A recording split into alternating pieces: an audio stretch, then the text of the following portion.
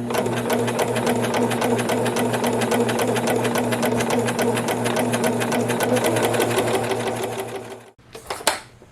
there my friends, and welcome back to the shop.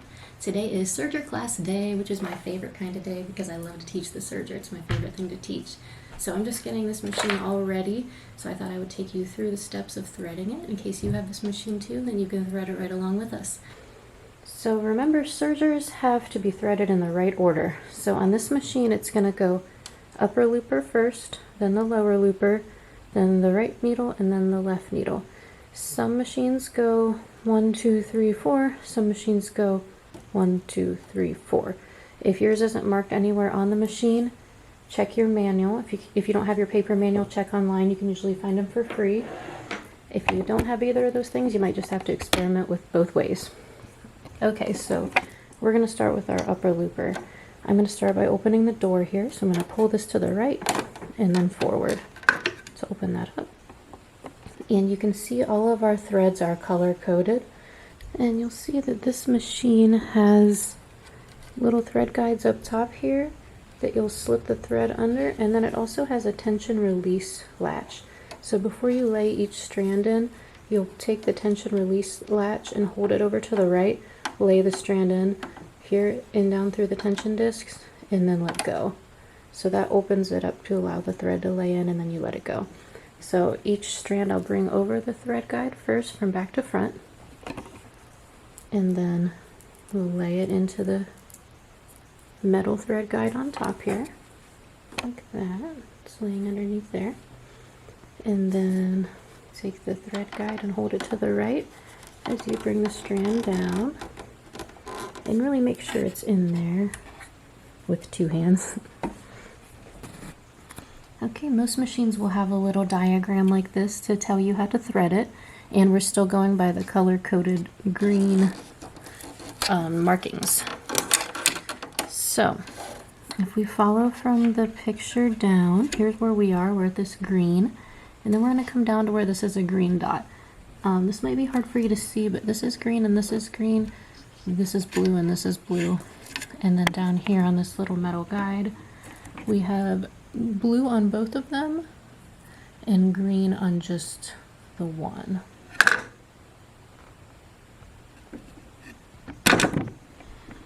So following the diagram and also the color-coded markings, I'm going to come straight down with this green strand into the first green guide under this metal green marked bracket, and then up into this guide up here that's marked with the green,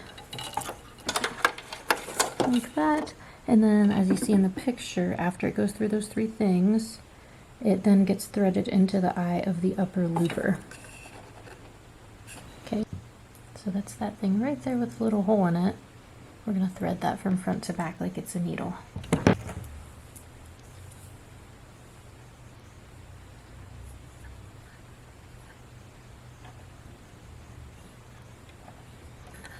So I know it's tough to see, but just front to back through the eye of the looper there.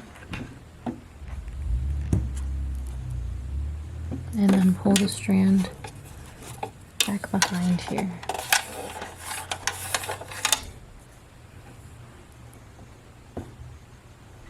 Okay, next we will do the lower looper. So the same thing, thread comes from back to front over the thread stand, and then into the two thread guides on top. Okay, and then this one you'll pull the latch over to the right as you lay it down in there.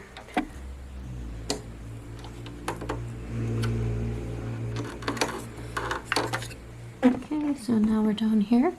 So if we follow the picture, it's coming straight down from there into the first blue guide, and then it goes under both of the brackets because they both had a blue marking, and then it goes into this blue marking here. Okay, and now the lower looper is always a little weird and tricky. So how it works for this one is you're going to take this button, this red and white button slider, and slide it out. Okay, you're going to take your thread around this little square shape like from the bottom, looping around like that. Okay, so put your thread around the little square thing, and then thread the eye of the lower looper, which is right here.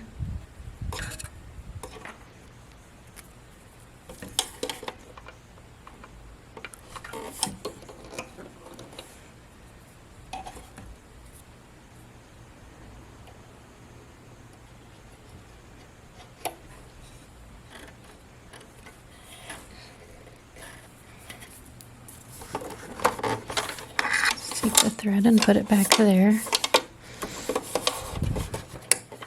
And then holding onto the tail, put the slider back where it was.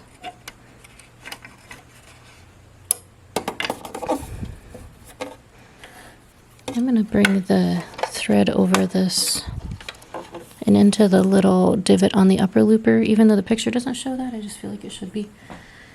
Okay, there we go. So I'm going to go ahead and raise the presser foot and just bring the threads under the presser foot so they're not laying on top of the metal of the presser foot.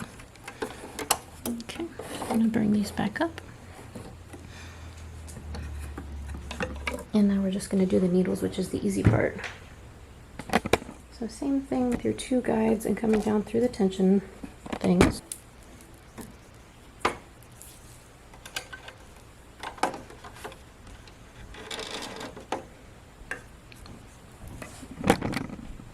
So you come down and then you come over and you come up and around.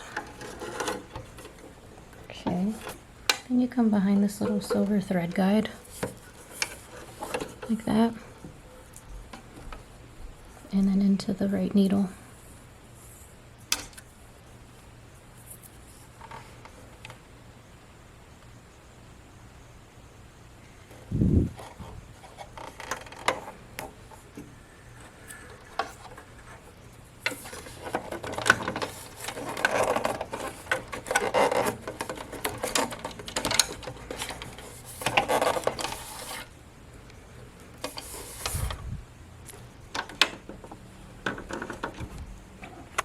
And it comes down and over, up and around.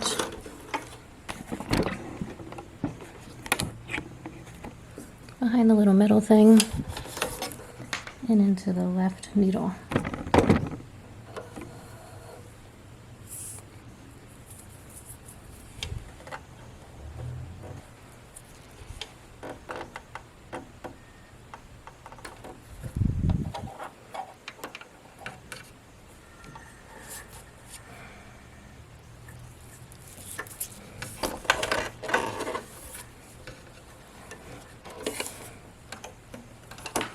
Make sure all the threads are under the presser foot. And then put the presser foot lever down, close the door, and we'll hold the threads over here gently to the back left, not really pulling, but just kinda, and then we'll try to chain it out. We'll first give it one rotation with the flywheel towards you, just to make sure everything's okay. The needles went down and back up. Now we're gonna try to chain it out.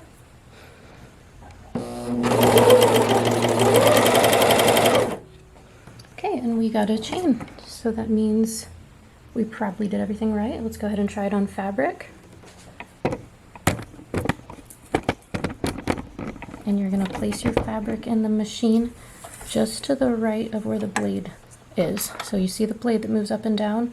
Place your fabric just a little bit to the right or a lot to the right. It doesn't matter, it just needs to be the right because it needs to be able to cut some off. So you can lift right here, or you can reach around to your presser foot lever over here.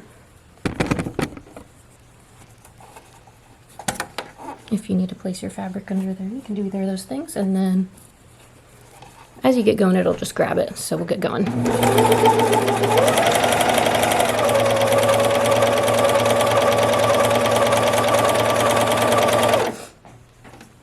Looks good.